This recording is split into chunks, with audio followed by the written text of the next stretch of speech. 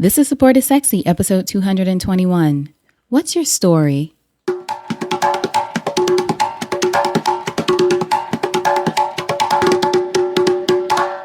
Welcome to Support is Sexy. I'm your host, Elayne Fluker, entrepreneur, author, and founder of Chic Rebellion Media.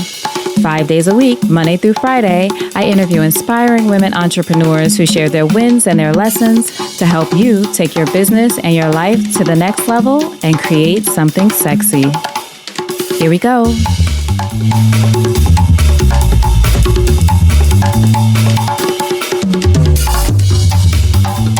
Hi, everyone. Welcome to a new episode of Support is Sexy. I'm so excited to have you here.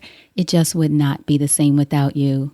And today I wanted to talk to you a little bit about stories. You know, I consider myself a storyteller. I love telling stories, and my whole mission with my business and the work that I do is creating spaces for women to share their stories, and I believe in empowering women to control their own narratives.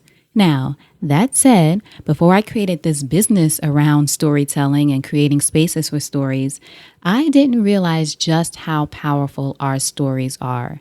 And when I say that, I mean the stories that we tell ourselves about ourselves and the stories that we believe that other people tell us about ourselves. So, for example, if someone is constantly telling you that, oh, you're just not good at math, something simple from childhood even, you're just not good at math, oh, you're just not good at math, you're just not good at math, you may begin to internalize that story and think you're just not good at math, whereas it could be you learn math in a different way, or you're most powerful in writing. It's all about the story. And when we hear these stories from other people, we sometimes begin to adopt them for ourselves.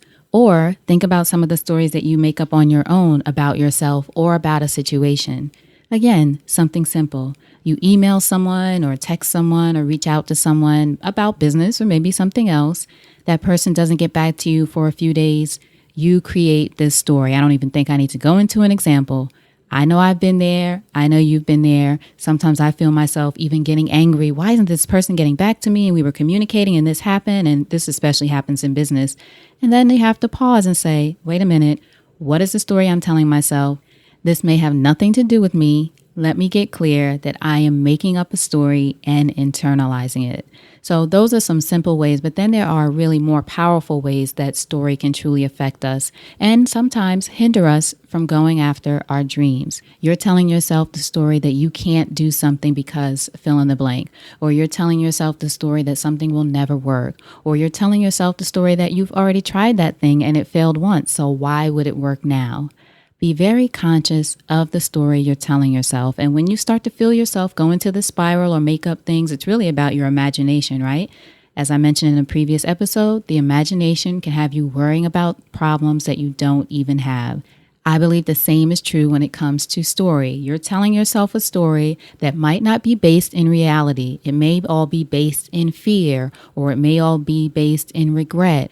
And you know, sometimes these stories, as I said, we get them in childhood and we carry them on forever and ever and don't realize unless it is somehow interrupted, whether that's through therapy or personal development work or just some sense of self-awareness, that we have these stories that we're telling ourselves from childhood or have been since childhood, and it is affecting the way we operate in our lives. So as an example, I thought about for me around support.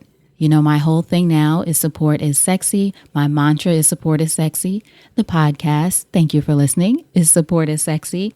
But before I got to this place of accepting support as sexy and celebrating it really as sexy, I had to think about, where did I get this notion that it wasn't sexy? Or where did I get this notion that asking for support made me weak or vulnerable in a way that I didn't think was empowered? Where did this come from? I began to think about the story that I developed around support. And for me, I believe it was from, you know, my parents are wonderful. I talk about them all the time. I love them to death. They are such generous people. So generous that they would do anything for anyone in need, whether that's in our family or outside of our family. And as a child, I used to see that a lot. I was the youngest. I'm not an only child, but I'm the youngest. My sister is 17 years older than me. So I was the baby in the house, but we always had family or siblings or my nephews or someone was always in the house with us, which was fantastic. You love having people around, especially as a almost only child. I had different people there with me all the time. Family was a big part of our lives. But I also realized at a very young age that sometimes, not all the time, but sometimes family would be staying there because there was some kind of crisis going on, whether that was drug addiction or that was abuse or financial strain. There was always some sense of, and sometimes the reality of, some kind of issue going on that meant that these people who were there at the time needed support, which as an adult, I realized is a wonderful thing.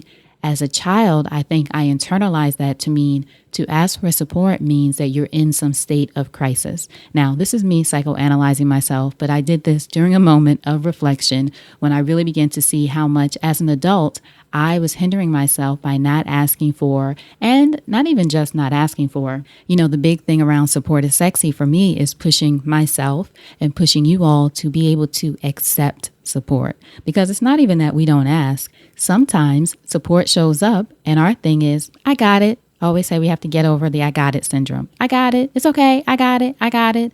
Support is there to help us.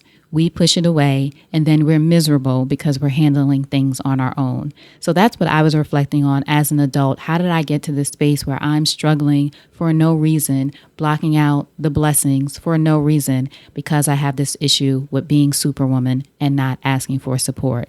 So all that is an example, though, of story. I had been telling myself that story without even realizing it until that story was interrupted. And for me, it was interrupted through my favorite program that I talk about a lot, Momentum, a workshop that I went through that really revealed to me just how much not asking for and accepting support was standing in my way. So that story was interrupted. And that is the good news. Once you realize that you're telling yourself a story that does not serve you, you can change it up. You have control of your narrative. See how it all ties back in? Work with me here, tying it all back in.